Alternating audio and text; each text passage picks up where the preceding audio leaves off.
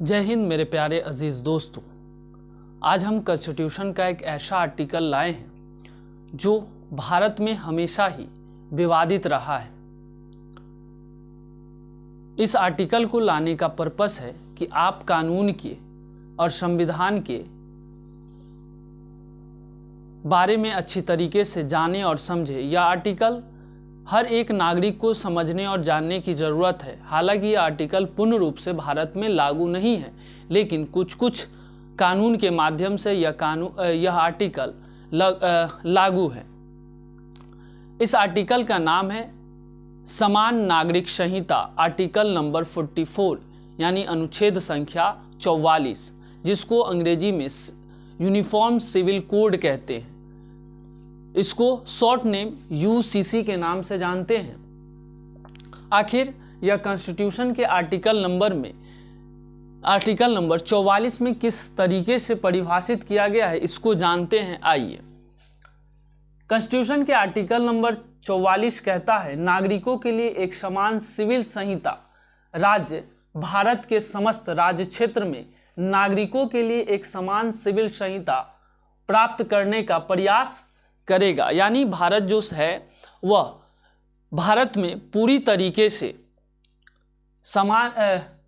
सभी लोगों पर एक समान सिविल प्रक्रिया संहिता लाएगी और भारत के नागरिक जितने उन सभी को इस सिविल प्रक्रिया के दायरे के अंतर्गत उसके कानूनों को मानना होगा। चलिए आइए जानते हैं यह समान नागरिक संहिता का मतलब क्या होता है। तो समान नागरिक संहिता का मतलब होता है, समान नागरिक संहिता वह संहिता है जो पूरे देश के लिए एक समान कानून और सभी धार्मिक समुदायों के लिए विवाह, तलाक, विरासत, गोद लेने आदि से संबंधित कानूनों में एक रूपता प्रदान करने का प्रावधान करती है। यानी समान सिविल प्रक्रिया संहिता ये कहता है कि भारत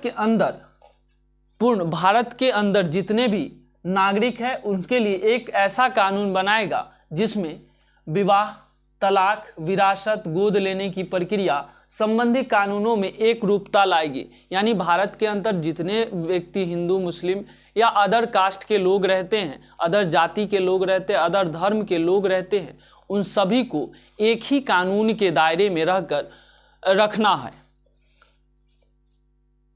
यह अनुच्छेद संख्या 44 कहता है।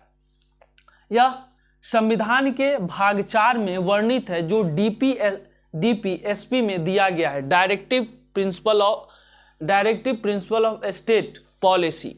यानी राज्य के नीति निर्देशक तत्व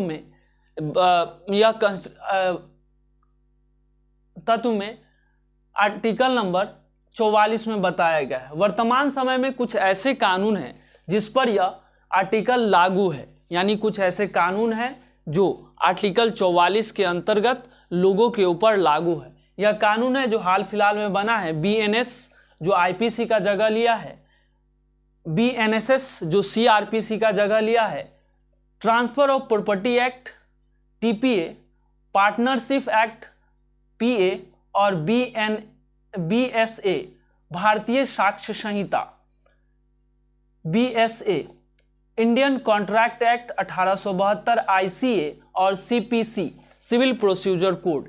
इन ऐसे ही कुछ ऐसे कानून हैं जिस पर सब सिविल प्रक्रिया संहिता लागू है। यानी इस कानून के दायरे में जो भी लोग आते हैं उन पर यह लागू है। इसमें ना हिंदू देखा जाता है, ना मुस्लिम देखा जाता है, ना सिख देखा जाता है, ना पार्शियन देखा जाता है। यानी इस कानून के अंतर्गत भारत के सभी नागरिक शासित होते हैं। जो क्रिमिनल लॉ में आते हैं, बीएनएस ये दोनों क्रिमिनल में आते हैं, बाकी बात सब सिविल में आते हैं। यह मैटर जो है, अगर ये 4-5 तरीके के कानून है, और भी सारे कानून हैं जो भारत के सभी नागरिकों पर एक समान रूप से लागू होते हैं। उसमें ना हिंदू देखा जाता है, ना मुस्लिम देखा जाता है, ये लागू है। तो ये सिविल प्रक्रिया संहिता यूसीसी कहते हैं, यूनिफॉर्म सिविल कोड यानी समान नागरिक संहिता।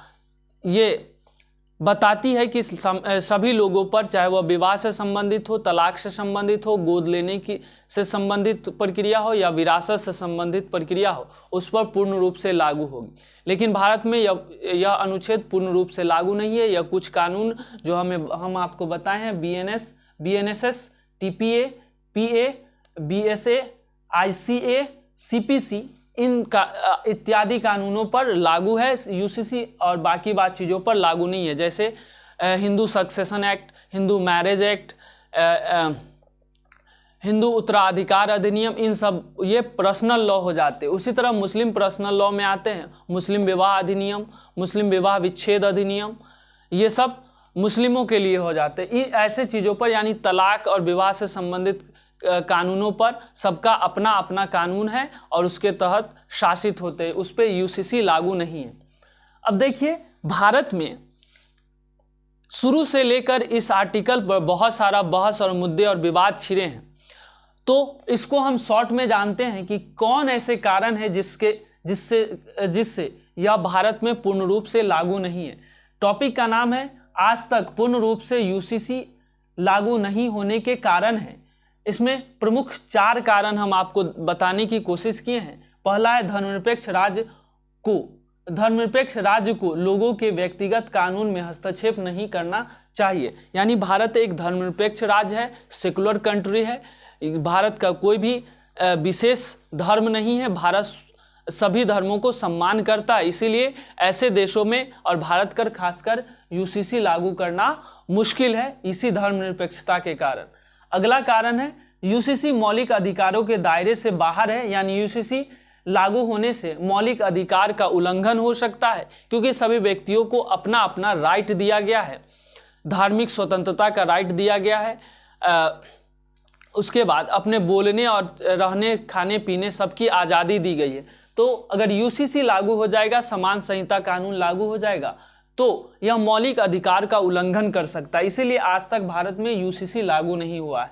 तीसरा कारण है भारतीय नागरिकों को UCC पर एकमत न हो पाना। यानी भारत के जितने भी नागरिक हैं UCC पर एकमत नहीं है, क्योंकि सबको डर है कि अगर हम UCC पर एकमत हो जाएंगे तो हमारा जो पर्सनल लॉ है उसका वायलेशन हो जाएगा और वो अपना एक अलग मत व्यक्त करने लगेगा। तो भारत के जितने भी नागरिक हैं वो UCC को सबका अपना अपना विचार है, एक मत नहीं है, जिसके कारण UCC लागू करना बहुत मुश्किल है।